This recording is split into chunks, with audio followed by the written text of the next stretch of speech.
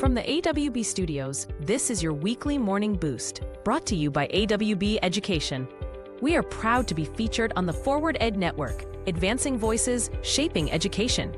Join us as we amplify knowledge, widen reach, and broaden impact. Let's get ready to boost your week. It's that first real week back, isn't it? If you're listening on your way into the building this morning, you might notice how the air just feels a little different than it did in December. The holiday lights are coming down. The hallways have that freshly waxed scent again, and there's this quiet underlying shift in our conversations. And here it is. We are in January. So good morning, everybody. Welcome back to your morning boost, the first morning boost of 2026. If you hadn't caught it already, things look a little different around here. As we begin season 3, we are now joining forces with some amazing educators to bring you even more than what you were getting in our previous seasons of this show. If you've not done so already, take a quick moment to like, follow, and subscribe to our new channel. While you're there, give us a quick rating or review, because it certainly helps us reach even more people in this awesome profession that we are all in. So anything you can do helps. We thank you for doing so. Now, in our schools, January isn't just about the midpoint of the year. It's the moment we look toward the horizon. Even as we are greeting our students and getting back into the rhythm of the bells, there is this second track that's running in our minds. We start thinking about the future. Who will be joining us next year? Where might we see ourselves and how our teams might evolve? It's hiring season, or at least the preamble to it. And while that often sounds like a series of administrative tasks, it's actually a very human, very vulnerable time for everyone in the building. So I'm glad you're here to sit with us as we talk about that for a few minutes this morning on your Morning Boost. This segment of your Morning Boost is sponsored by Grunmeyer Leader Services. Since 2013, GLS has been a trusted partner for school districts across the Midwest, specializing in executive recruitment and leadership support. They believe that great schools start with great leaders, and they are here to help you find a perfect fit for your district. Transform your school's future with the right leader at the helm. Visit GrunmeyerLeaderSearch.com to learn more. Grunmeyer Leader Services, transforming education one leader at a time.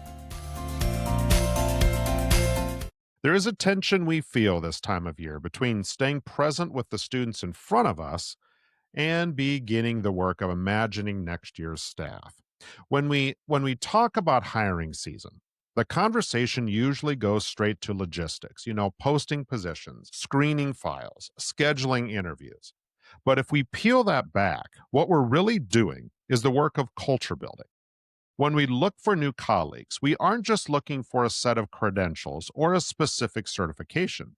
Those are just the baseline. What we're really searching for is the person who will hold the other end of the heavy lifting when things get difficult in May. We're looking for the person who will add a new perspective to the lunchroom or a different way of explaining a concept that has been sticking in our students' minds. We're looking for a teammate, a co-conspirator in the work of making kids' lives better. But there is a flip side to this. Many of us are also looking at our own paths. Maybe you've spent the break reflecting on your own growth. Maybe there's a pull towards a leadership role or a different grade level, or even a different district that offers something that your soul has just been leaning toward lately. We often feel a strange sense of guilt about that in education. There's this unspoken idea that if you love your school, you should never want to leave it, as if our loyalty is measured by how long we stay in one classroom. But growth isn't a betrayal of where you are. It's a natural result of the work you put in. If we aren't evolving, we can't expect our schools to evolve. The deep dive here isn't just about the job market. It's about the honesty we owe ourselves and each other during this window of time. How do we make room for people to grow without making them feel like they are quitting on the community? Because the truth is, a healthy school is a place that people are allowed to grow out of, just as much as they are allowed to grow into.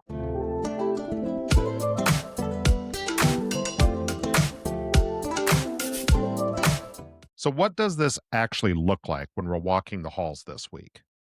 If you're on the side of bringing people in, think of it less like a search and more like preparing your home for a guest. When we look at our buildings through the eyes of the candidate, we start to see the things that we've become kind of blind to.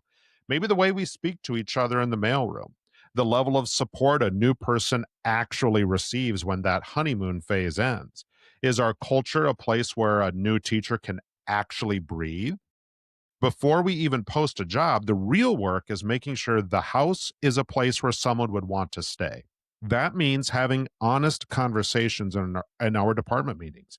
These conversations should be about how we support each other, not just how we share resources. It's about bringing the kind of community that doesn't just hire for fit, but instead hires for addition, bringing in people who make us better because they are different from us. If you are the one looking at your own resume this week, I want you to give yourself some grace. Opening that document for the first time in a few, maybe 3, 5, 10 years, it can feel very overwhelming. It feels like you're trying to squeeze your entire professional heart into a few pages of bullet points. My advice is to stop worrying about the buzzwords for a moment. Instead, think about the stories. What is the one thing that happened in your classroom or your office this past semester that made you realize you're ready for the next step? Write that down first. Let your resume be a reflection of your impact, not just a list of your duties. You are more than just a list of responsibilities included. You are the architect of a million tiny breakthroughs. And then there's the role we play for our friends. You might have a colleague stop by your room this afternoon, close the door, and tentatively mention that they're thinking about applying for a promotion or a job elsewhere. Our first instinct, because we love them and rely on them, it might be to say, "Oh, you can't leave us. We need you here." But the most morning boost thing we can do is to step into the role of a true mentor. I remember a former supervisor of mine, someone who's still a very close friend to this day. I went to them once to ask for a letter of reference. I was nervous, and when they asked why I needed it, I started stumbling through a safe answer. I said something like, "Well, I might apply for a position over at yada yada." And they stopped me right there. They didn't want the logistics. They said, "No, I understand the purpose of the letter. I want to know your purpose for your career. What are your dreams? What are your desires?" I realized then that they weren't just checking a box for me. They told me, "I want to know where you want to go so I can craft this letter and make the phone calls that you need to help you achieve that goal." That is what professional friendship looks like. It's acknowledging that someone's talent is something the whole world deserves, even if it means our Tuesday mornings get a little bit harder without them. Supporting a colleague in their departure or their promotion, it isn't a loss. It's an investment in the profession. When we create a culture where it's safe to talk about moving on, we actually create a culture that people are more likely to want to join. Hi, I'm Dr. Lisa Hill, a longtime educator of nearly 40 years as a teacher, counselor, professor, and vice principal, and I've seen just about everything public schools can throw at you. And now I'm sharing my tales on my comedy podcast, Vice Principal Unoffaced. It's where school leadership meets laugh out loud stories. From underwear required parent teacher conferences, yes, really, to staff lounge confessions and more, you won't believe. I'm telling it all with humor and a whole lot of heart. I also tackle the serious stuff too, like what schools really need to change and those behind-the-scenes moments no one talks about. So if you're ready to laugh, learn, and maybe even cry a little, but mostly laugh, join me and my 90-year-old mom, my unofficial co-host, on Vice Principal Unoffaced. New episodes drop bi-weekly on Apple Podcasts, Spotify, or wherever you get your podcast fix. Trust me, this is one detention you'll actually look forward to.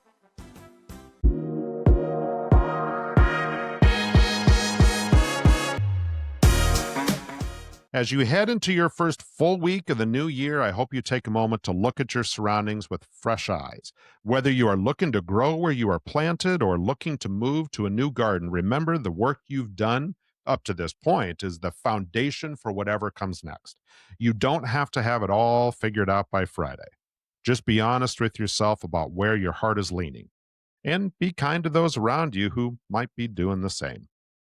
Thanks for being part of the work and for spending your time with us. We certainly appreciate everything you do for your students and everything you do for our community. Thank you again for joining us today on your Morning Boost. If you haven't done so already, check out some of the other shows that are already on the Forward Ed Network and keep an eye out for more to come in the near future. There's a lot of really cool stuff going on around here. I promise you're going to want to be a part of it. Take care, everybody. We will talk with you again next week. That concludes another episode of Your Morning Boost, an AWB education production. To find more incredible content, be sure to check out other amazing education shows on the Forward Ed Network, where they are truly advancing voices and shaping education. Join us again next week. Until then, keep boosting your impact.